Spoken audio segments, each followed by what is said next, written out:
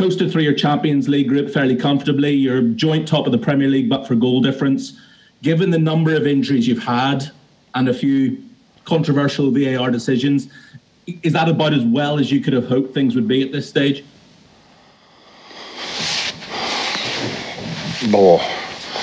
Honestly, it's absolutely not the moment to think about this kind of thing. So we played a game, which with a good first half and a less good second half. We got a point for it, 13 points in group. That's good. But now already Fulham is in my mind. So I cannot really think about what happened so far. Yes, being in whichever position or with whoever together on top of the table is always good in each part of the season. So that's okay.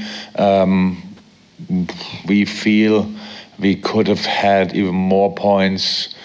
We lost completely deserved at Villa. The point at City was okay, but Brighton and Everton, performance-wise, situation-wise, we could have, should have, I don't know, won. And so point-wise, we could have more. But that's just that's the past. So now it's Fulham, and they expect our full focus, and they will get it. So from now on, that's it. Just because I've only got one more question, can I just ask you whether you were shocked by events in Paris last night? By? Events in Paris last night. Oh, yes, we watched the goal show, so we didn't see too much of it, to be honest. We only saw that it was, the game was abandoned, interrupted, whatever. Yes, of course. You don't want to see these kind of things in football, but when you are not around and didn't hear what happened exactly, I'm not sure if you then should give a big statement to it. But that it happened, yes, we were shocked. Right, we'll go in order. Mike McGrath, followed by Dom King, followed by Kenneth Christensen, followed by Carl Markham and Ansel. So Mike first. Hi, Jurgen. Can I ask about Mo Salah, about how much of an achievement it is to be Liverpool's top Champions League scorer? Also, whether you felt it was at all a risk at all playing him in a game where you didn't need the points? Look, to play football, and you saw that in the second half, you need you can make changes, but you need a few key positions, and of course that could have been one of the other three up front as well, playing in that, but that you have kind of patterns up front. In the last line, obviously, that was the reason why Fabinho played 45 minutes, that we have that there as well. In midfield, usually it would have been probably Naby, but he didn't play that often, so he couldn't fulfill that role maybe. He just needs to get minutes now again. So that's it. That was the decision for Mo. And then how the game developed, how the players looked, and in the end, Mo looked fine. That's why we didn't take him off. And for other players who, even when they don't play that much, then it's just really difficult to get through full 90 minutes after a pretty long time without having 90 minutes. So Mo, I was in contact with him. He had no issues, and so that was the reason why we left him on the pitch and why he started. Okay, thank you. Dom King, then next is Kenneth Christensen, but Dom first. Yeah, again, it was a big night for a couple of the young lads, particularly Leighton Clarkson and Billy Cometio. He's obviously made history in becoming the youngest player to play for Liverpool in the European Cup. It was a tremendous experience for him and one he'll learn from. Yeah, they will, and especially we let them make the experience without now making this one game too big. It's a wonderful thing to have the first Champions League game, but a career is all about how many you will have or how many games at all you will play. So both boys have a lot to learn, but they have already they're really skilled, but it's still a lot to learn, and we will give them the time to do so. Again, tonight they helped us a lot because we could rest other players, which is very important. There was actually no alternative to, and so yeah, I'm pretty sure it was a big night for both of them, and I am really thankful that they are already as good as they are. That's the reason why we can use them. But I know there's a lot more to come. Kenneth Christiansen, and we'll finish with Carl Markham from Press Association. Kenneth. Yes, hello. Jürgen, what are your thoughts about this game in general tonight?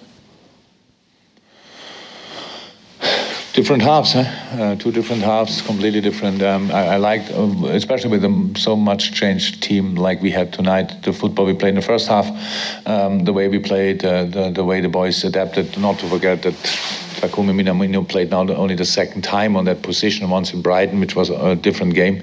And tonight it looked already, we looked much better already in the position. And so I really liked the football we played. First half we had really big, I'm not sure if it's not a chance, but nearly a chance, not sure what the English word is for that. But we had a lot of these moments which we could have used in a better way. And that was good.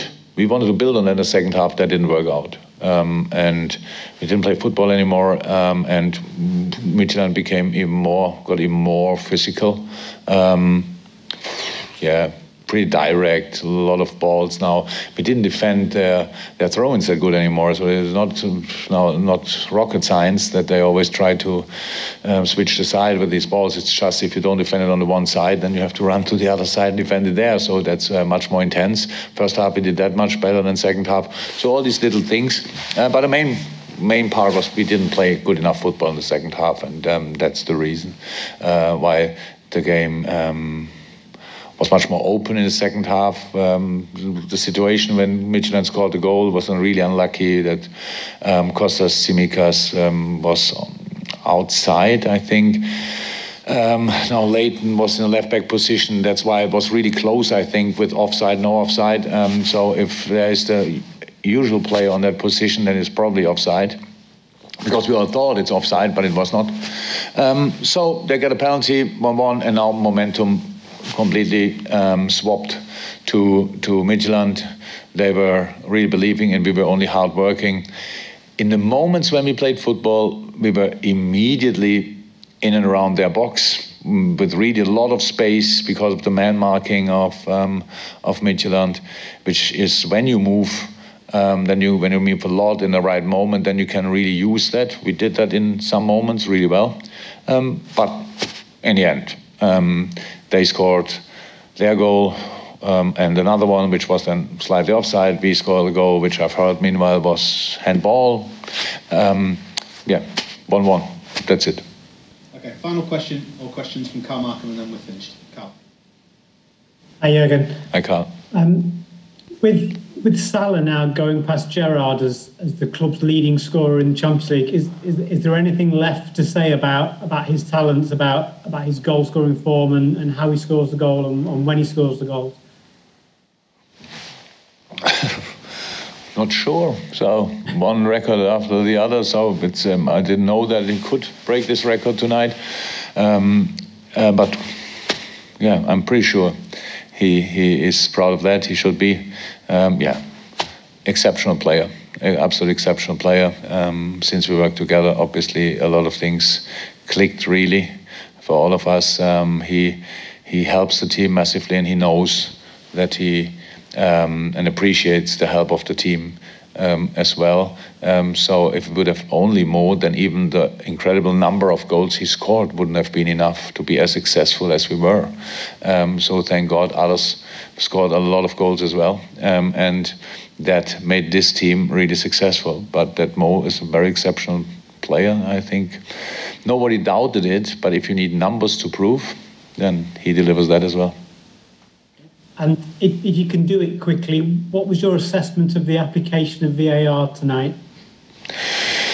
Took just too long. I think now in the end, I didn't see it back, obviously, and then all decisions were right, and either way they were so difficult to make. I don't know, because they all took like 3-4 minutes in the cold for the boys in shorts, stuff like this. It's really hard. You can hear already people saying, oh my God, now he's talking about that. But it took really long, and it was really cold. So that doesn't help.